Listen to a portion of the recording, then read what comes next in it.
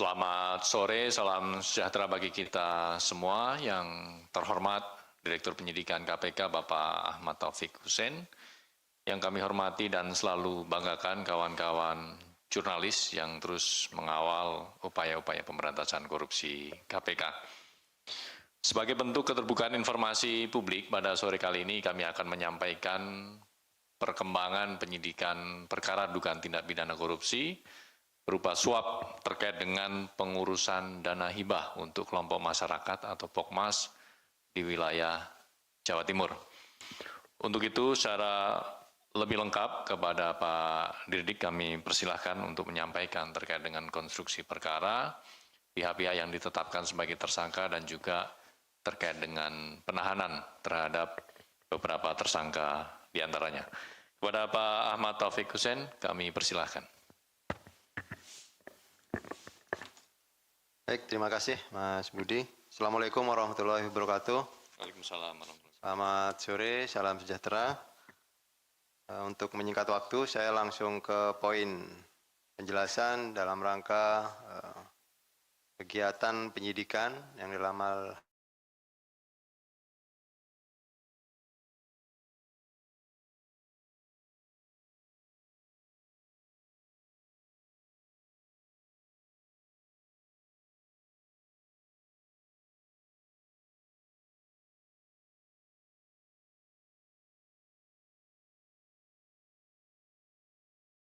Ahmad Taufik Hussein, yang kami hormati dan selalu banggakan kawan-kawan jurnalis yang terus mengawal upaya-upaya pemberantasan korupsi KPK. Sebagai bentuk keterbukaan informasi publik, pada sore kali ini kami akan menyampaikan perkembangan penyidikan perkara dugaan tindak pidana korupsi berupa suap terkait dengan pengurusan dana hibah untuk kelompok masyarakat atau POKMAS di wilayah Jawa Timur.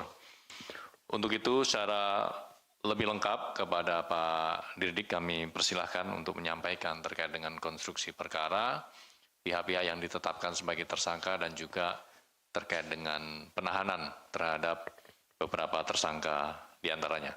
Kepada Pak Ahmad Taufik Hussein kami persilahkan. Baik, terima kasih Mas Budi. Assalamualaikum warahmatullahi wabarakatuh. Waalaikumsalam warahmatullahi wabarakatuh. Selamat sore, salam sejahtera. Untuk menyingkat waktu, saya langsung ke poin penjelasan dalam rangka kegiatan penyidikan yang dalam hal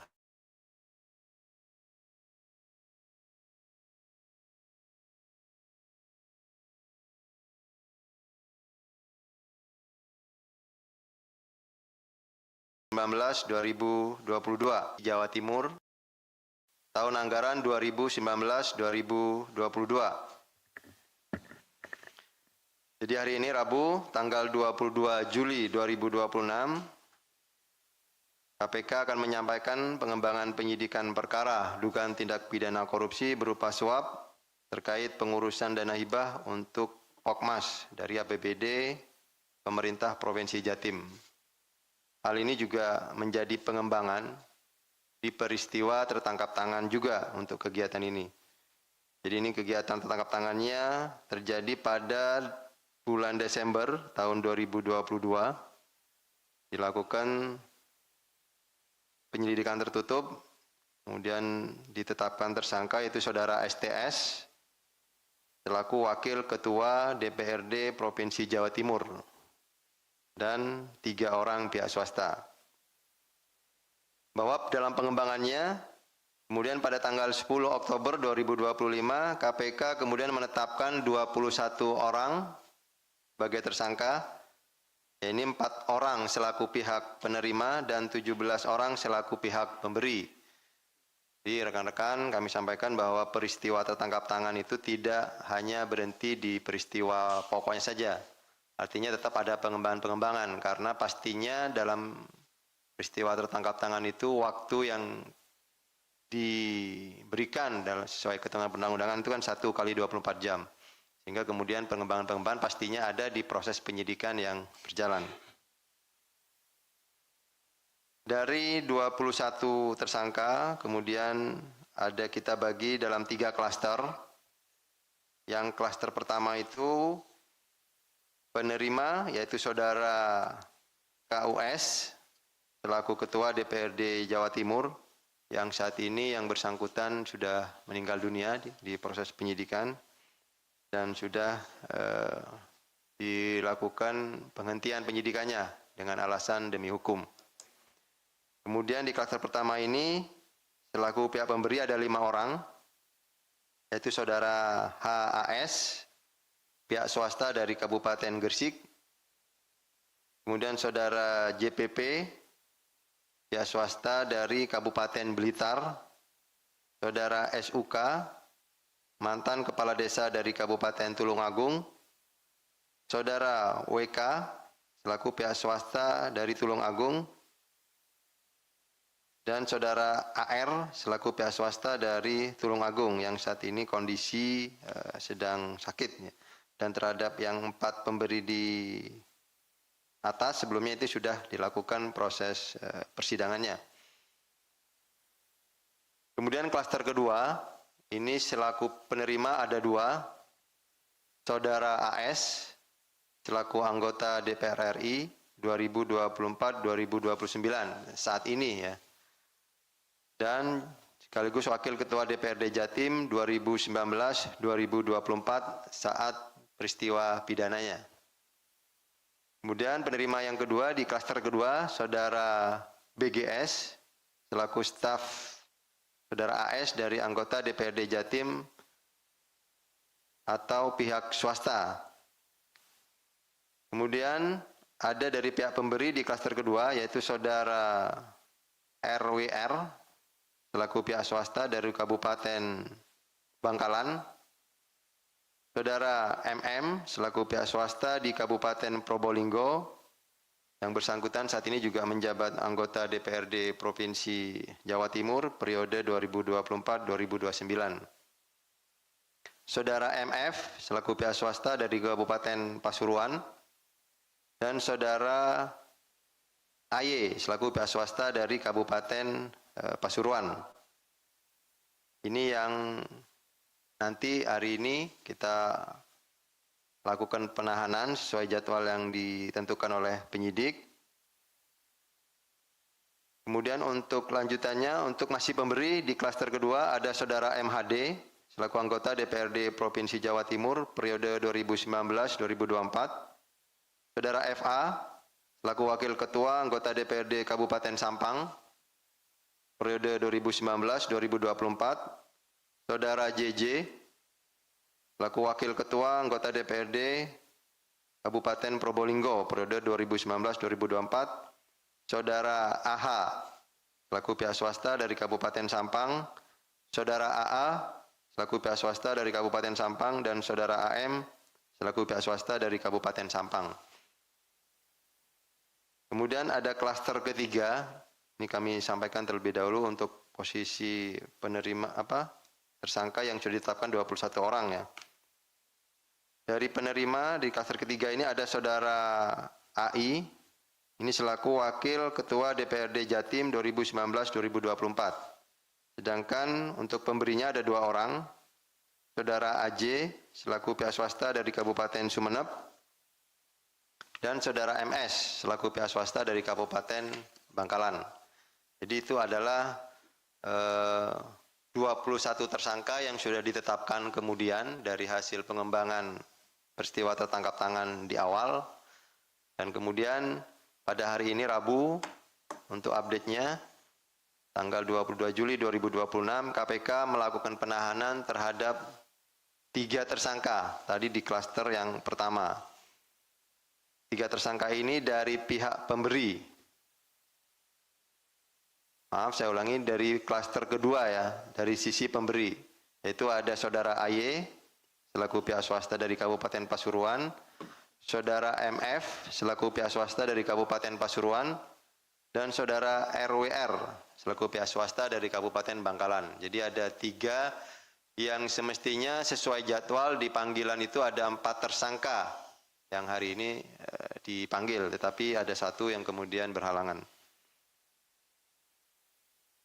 Terhadap saudara AY, saudara RWR, dan saudara MF sebagai pemberi, disangka melanggar pasal 5 ayat 1 huruf A atau huruf B atau pasal 13 Undang-Undang Nomor 3199 tentang pemberantasan tindak pidana korupsi sebagaimana telah diubah dengan Undang-Undang Nomor 20 tahun 2001 tentang perubahan atas Undang-Undang Nomor 31 tentang pemberantasan tindak pidana korupsi. Junto pasal 55 ayat 1 ke 1 KUHP. Ini kenapa masih menggunakan KUHP yang lama dan kenapa masih menggunakan pasal 5 di Undang-Undang Tipikor ya, karena memang surat perintah penyidikannya masih tahun 2024. Jadi sebelum berlakunya undang-undang yang baru. Terhadap ketiga tersangka tersebut dilakukan penahanan untuk 20 hari pertama terhitung sejak tanggal hari ini 22 Juli sampai dengan 10 Agustus 2026 di Rutan Cabang Gedung Merah Putih KPK. Jadi untuk yang satu tersangka lagi yang sudah dijadwalkan untuk hadir sesuai dengan surat atau konfirmasi yang bersangkutan tidak dapat hadir dalam pemeriksaan karena ada kegiatan lain.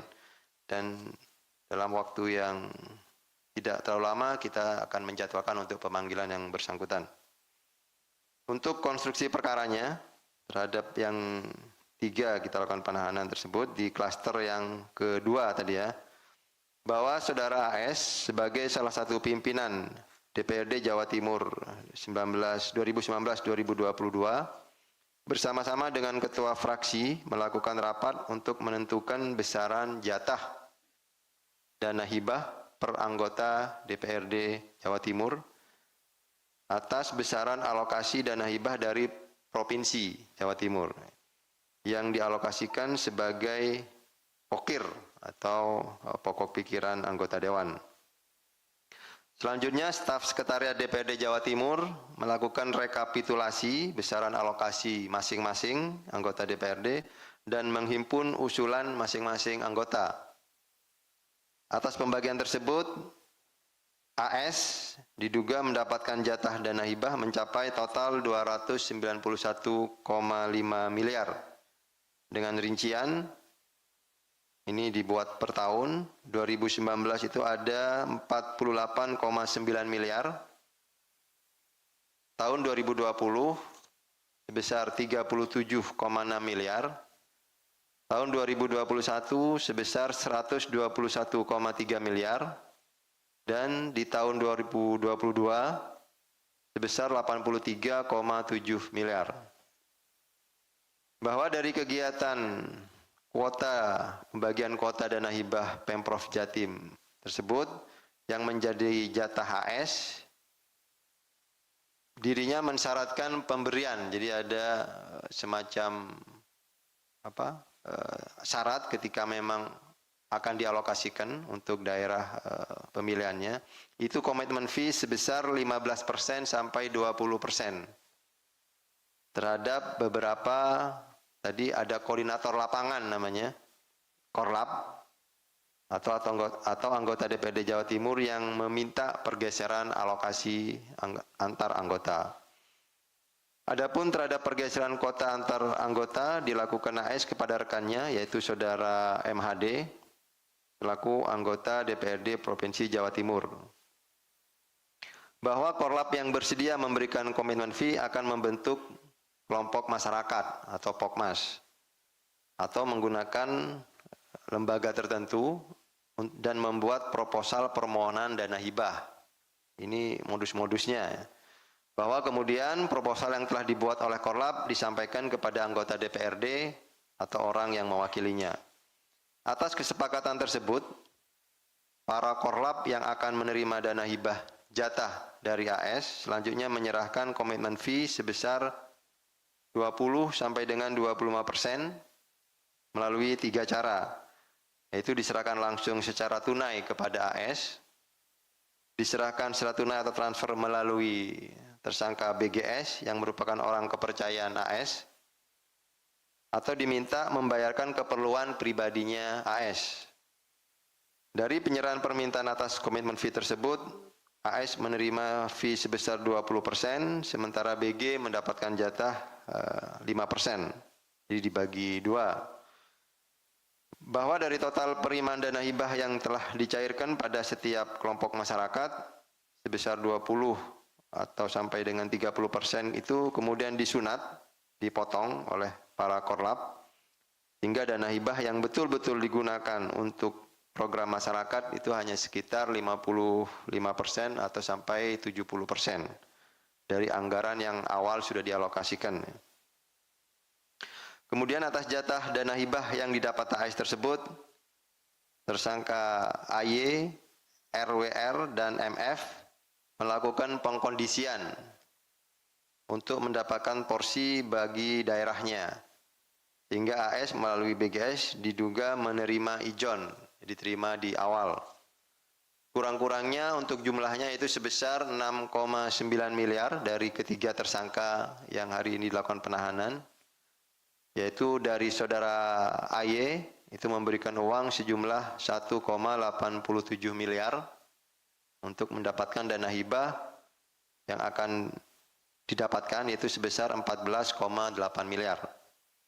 Kemudian dari saudara RWR itu memberikan uang sejumlah 1,42 miliar untuk mendapatkan dana hibah sebesar 28,9 miliar.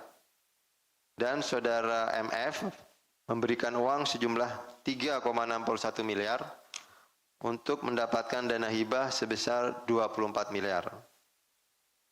Dalam perkara ini KPK juga telah melakukan penyitaan terhadap aset-aset milik KS dan BGS dengan total kurang lebih senilai 22 miliar. Jadi tim sudah melakukan upaya-upaya aset recovery, yaitu meliputi satu bidang tanah di Kecamatan Jambangan, Surabaya, itu nilainya sebesar 4,5 miliar.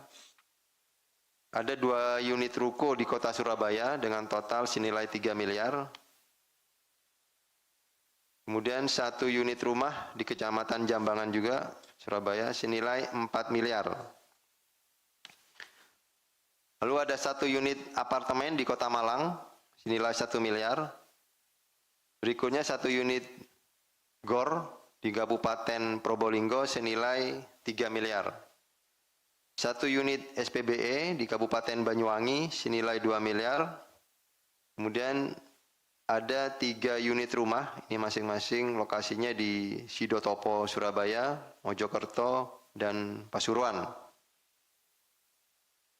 Selanjutnya KPK masih akan terus melakukan pendalaman aliran-aliran uang yang tadi ditemukan sesuai fakta di proses penyidikan, termasuk penelusuran aset apabila memang masih ditemukan dari para tersangka yang sudah ditetapkan, yang pastinya diduga atau hasil dari tindak pidana korupsi yang dilakukan oleh para tersangka.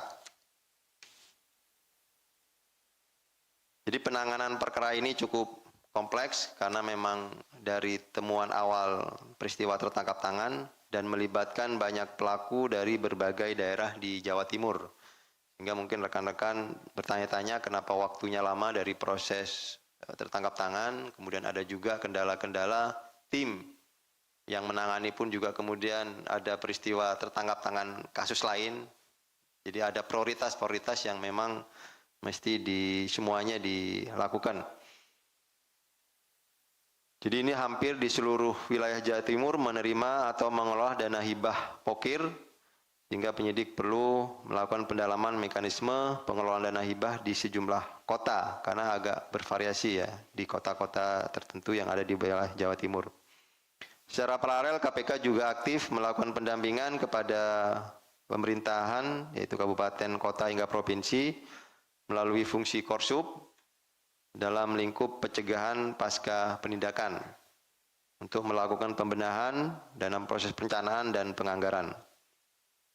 Melalui pendampingan dan pengawasan yang dilakukan Korsub, diidentifikasi bahwa seharusnya hal-hal tadi yang mestinya memang dipergunakan sesuai dengan tujuannya, yaitu untuk keperluan pembangunan yang dibungkus dengan pokir. Jadi mestinya terhadap pos dana hibah bagi setiap anggota legislatif dalam postur anggaran pemerintah daerah dilakukan sebagaimana mestinya. Sehingga seharusnya tidak ada mekanisme suap menyuap dalam proses pemberian dana hibahnya.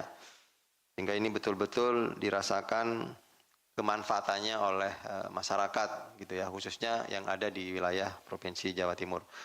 Demikian untuk gambaran kronologis lengkap kegiatan update penyidikan terkait perkara ini untuk penahanan terhadap 3 orang, dan kita juga akan atau tim juga akan melanjutkan terhadap tersangka-tersangka yang lain, tapi memang ada kegiatan-kegiatan yang harus diprioritaskan terlebih dahulu. Tapi kita komitmen untuk penyelesaian perkara ini. Demikian, terima kasih. Saya kembalikan ke Mas Jubir. Baik, terima kasih Pak Dirdik yang telah menyampaikan secara lengkap di mana KPK hari ini melakukan penahanan terhadap 3 orang tersangka, yaitu Saudara AY, Saudara MF, dan Saudara RWR selaku terduga pemberi dalam praktik dugaan tindak pidana korupsi suap dalam pengurusan dana hibah untuk Pokmas di wilayah Jawa Timur. Dan tentunya KPK juga masuk melalui fungsi koordinasi dan supervisi karena memang praktik tata kelola dana hibah ini tentunya tidak hanya di Jawa Timur saja tapi juga di daerah-daerah lainnya. Sehingga ini tentu juga bisa menjadi pembelajaran untuk daerah lain supaya tidak terjadi praktik-praktik serupa. Baik, kawan-kawan jurnalis, kita akan buka sesi tanya jawab. Yang pertama terkait dengan perkara ini. 1 Mas Wahyu, 2 Mbak Satsya. Oke, Mbak Satsya dulu silakan. Ya, selamat sore Pak Dirdik, Mas Budi. Izin mau bertanya, ini terkait dana hibah ini kan harusnya atas persetujuan gubernur juga gitu kan. Yang saya tahu ada mekanisme semacam itu. Nah ini dan dalam kasus ini juga Gubernur Jawa Timur saat ini Kofifa Indar Parawansa juga pernah diduga menerima fee 30% kalau nggak salah. Tapi terus dibantah di persidangan. Nah ini tindak lanjutnya seperti apa ya? Karena kan ada sekda, ada wakil gubernur juga yang juga disebut menerima fee waktu itu. Nah ini tindak lanjutnya seperti apa dan apakah emang menguap gitu aja karena Kofifa pernah membantah di persidangan gitu? Itu pertanyaannya. Terima kasih. Baik, terima kasih Mbak Sasha. Clear pertanyaannya. Kedua, Mas Wahyu. Ya, Assalamualaikum warahmatullahi wabarakatuh. Saya Wahyu dari kabar6.com.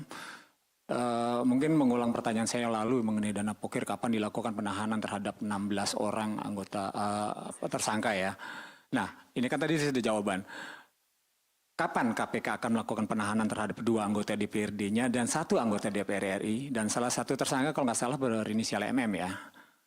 MM ini informasinya memiliki juga 6 dapur MBG, tapi mengatasnamakan orang lain, ini ada di Probolinggo. Apakah ini juga nanti akan jadi bagian dari pemeriksaan KPK akan mengarah ke TPPU-nya? Itu satu. Dan yang kedua adalah, tadi seperti yang menyambung yang disampaikan oleh Mas Budi terkait dana pokir. Ini juga kan banyak pastinya terjadi di beberapa daerah lainnya. Ya mungkin saja bisa terjadi di Banten. Contoh misalnya di Kabupaten Tangerang, ini sempat ramai mengenai penggunaan dana pokir, dana hibah untuk kepentingan pribadi, membangun di atas tanah pribadi. Seperti ini. Dan itu juga sudah ada laporannya juga ke KPK beberapa waktu lalu mengenai penyalahgunaan dana pokir. Lalu bagaimana juga pemantauan KPK di wilayah lain seperti Tangerang Selatan maupun di kota Tangerang ataupun di Kabupaten Lebak. Ini tentunya dana pokir pastinya akan dijadikan cawe-cawe kalau tidak dijadikan perhatian oleh KPK. Demikian yang dapat kami sampaikan. Terima kasih. Terima kasih Mas Wahyu. 4 poin termasuk informasinya. Pak Dirdik langsung? Atau masih ada lagi kawan-kawan? Supaya disapu bersih. Baik, dari Mbak Sasa dulu ya. Ada persetujuan dari Gubernur Jawa Timur ya, dan sudah ada di fakta persidangan. Jadi begini, memang fakta-fakta persidangan tentunya kan itu menjadi bahan tersendiri dari proses penyidikan yang memang masih ada berjalan spindiknya gitu ya. Sama seperti misalkan di perkara bea cukai kita sudah terapkan dan teman-teman sudah dapat update-nya. Ini tentunya karena sprindik di perkara ini tadi 21 tersangka itu kita bagi 3 klaster. Ini sangat banyak ya untuk jumlah tersangkanya, sehingga tim membutuhkan fokus terlebih dahulu untuk tersangka yang sudah ditetapkan. Pastinya fakta-fakta persidangan yang ada itu akan ditelaah dan akan dikumpulkan menjadi referensi untuk pemeriksaan-pemeriksaan dalam proses penyidikan yang berjalan. Kalau misalkan ada pihak-pihak yang sudah dikonfirmasi kemudian membantah seperti apa, itu kan kita tidak bergantung kepada keterangan satu pihak gitu. Kita atau tim bisa mendapatkan fakta-fakta di sisi saksi-saksi yang lain atau dokumen-dokumen yang memang ditemukan di proses penyidikan yang sedang berjalan. Tentunya seperti itu. Nah, seperti apa nanti perkembangannya, ini kita masih menunggu terus untuk penyelesaian yang sisa tersangka yang lain. Ini nyambung ke pertanyaan Mas Wahyu bahwa ada masih 2 yang klaster yang penerima. Itu betul, itu juga menjadi fokus perhatian penyidik. Tadi seperti saya sampaikan di awal, itu menjadi komitmen kita untuk kita selesaikan penyelesaian perkaranya untuk tahun ini. Ya, kita berharap atau kita mendoakan sama-sama tim penyidik untuk segera menyelesaikan dan melakukan proses-proses penyidikan berikutnya ya, upaya paksa berikutnya, penahanan dan penyerahan ke tahap penuntutan gitu ya. Kemudian untuk peluang diterapkan pemidanaan pasal TPPU itu tidak menutup kemungkinan karena memang tadi tim penyidik sudah melakukan penyitaan beberapa aset misalkan yang ditemukan dari masing-masing tersangka. Karena dalam proses penyidikan kan kita disupport dengan tim ATR ya, Asset Tracing Recovery. Jadi bersama-sama ketika proses penyidikan itu tim penyidik melakukan serangkaian tindakan penyidik, memperkuat alat bukti, memeriksa saksi, menyita. Kemudian juga ada kita disupport dengan tim ATR. Inilah yang menemukan kemudian indikasi-indikasi misalkan ada transaksi, ada catatan-catatan baik di instansi yang berkepentingan dengan aset ya misalkan BPN. Kemudian kalau yang mobil itu mungkin di pihak-pihak dealer itu untuk pencarian aset sehingga kemudian ketika ditemukan modus-modus kepemilikan aset itu misalkan tidak dinamai sendiri atas nama orang lain atau pembeliannya menggunakan secara tunai. Nah, itu indikasi-indikasi seperti itu kan sudah masuk memenuhi unsur-unsur TPPU ya. Pastinya juga akan dipertimbangkan untuk pengenaannya. Yang pasti untuk aset recovery itu juga menjadi fokus ke proses penyidikan yang berjalan, bukan hanya ke jumlah tersangkanya gitu ya. Karena yang lebih penting sebenarnya bagaimana negara memperoleh pemulihan keuangan negara, karena ini sumbernya sebetulnya kan keuangan daerah APBD Provinsi Jawa Timur. Jadi nanti kita tunggu saja untuk pengenaan pasal TPPU, Mas Wahyu. Kemudian tadi untuk informasi pokir-pokir, ya sebetulnya di perkara-perkara yang lain kita juga sudah menemukan ya beberapa yang bahkan untuk pokir yang individual, misalkan saya pernah juga menangani pokir di daerah Jawa Barat, misalkan anggota DPRD Jawa Barat, itu memang menjadi ya obyekan tersendiri lah bagi para anggota dewan. Sehingga apabila memang ada di daerah lain seperti itu, ya kita tunggu saja update laporannya seperti apa, dan proses penyelidikan kalau memang itu sudah masuk dari laporan pengaduan masyarakat ke tahap penyelidikan, kita tunggu saja laporan penyelidikannya. Kan biasanya ada expose tuh dari proses penyelidikan untuk naik ke penyidikan. Nah, nanti kalau ada di penyidikan, ada naik ke tahap penyidikan, kita akan update lagi kegiatannya gitu ya Mas Wahyu. Kemudian untuk pemantauan, ya pastinya kita akan sampaikan ke pihak pencegahan, karena memang kita ada program penindakan, pencegahan pasca penindakan. Tentunya itu menjadi poin-poin yang perlu dievaluasi di daerah-daerah lain juga sehingga tidak terjadi gitu. Dan sampai ini sebetulnya kita sampaikan update-update proses seperti ini, daerah-daerah lain mestinya sudah mulai mengantisipasi gitu. Bukan mengantisipasi sebetulnya jangan sampai ketahuan gitu, tapi artinya betul-betul peristiwa ini menjadi evaluasi dan jangan sampai dilakukan di daerah lain gitu. Kita juga sudah sampaikan ini ke pihak pencegahan. Demikian. Terima kasih Pak Didik. Jadi masyarakat juga bisa ikut memantau jika memang nanti ada temuan awal, informasi awal, silakan juga bisa menyampaikan laporan aduan kepada masyarakat. Baik, kita ke kloter kedua, Mas Umam. Dari tadi sudah angkat tangan. 1, Mbak Umay. Oh, angkat Oh, ada, jempol hadir. saja, ternyata cuman gini. Silakan, Mas Umam.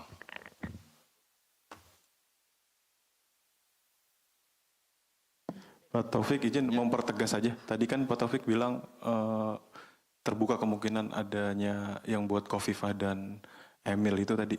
Berarti mempertegas adanya sprindik baru seperti biaya cukai atau seperti apa? Karena kan adanya fakta persidangan yang komitmen fee 30% itu aja sih. Makasih.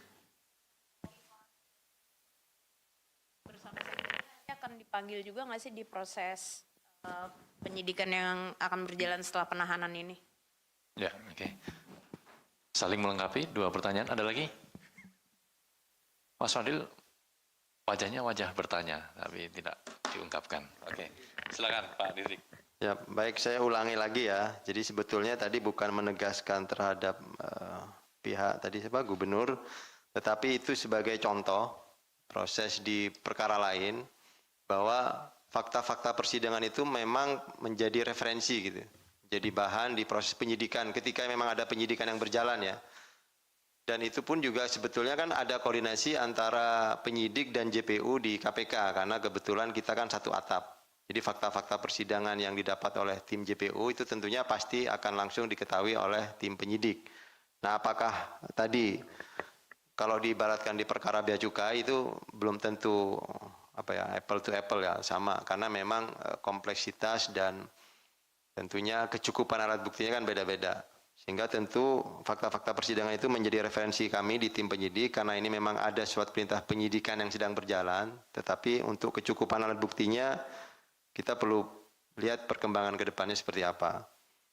Nah, memang untuk pemanggilan-pemanggilan itu sesuai dengan kepentingan penyidikan. Apakah nanti di perkara yang sekarang ini untuk proses penyelesaian seperti apa berkas perkaranya? Karena pastinya kalau sudah ditahan kan sudah otomatis ada argo ya, ada batas waktu. Karena ini pihak pemberi, artinya kan hanya 1 kali perpanjangan. Jadi 20 hari pertama dan diperpanjang 40 hari, hanya 2 bulan begitu. Nah, dalam kapasitas tim penyidik 2 bulan itu untuk kecukupan berkas perkaranya, apakah perlu memanggil pihak-pihak Pemprov atau tidak, itu nanti kembali tergantung ke kebutuhan penyidikan. Demikian. Clear ya, Mas Umam, Mbak Sarsya, terkait dengan proses dan mekanisme di eksekutifnya seperti apa terkait dengan pengelolaan dana hibah tersebut.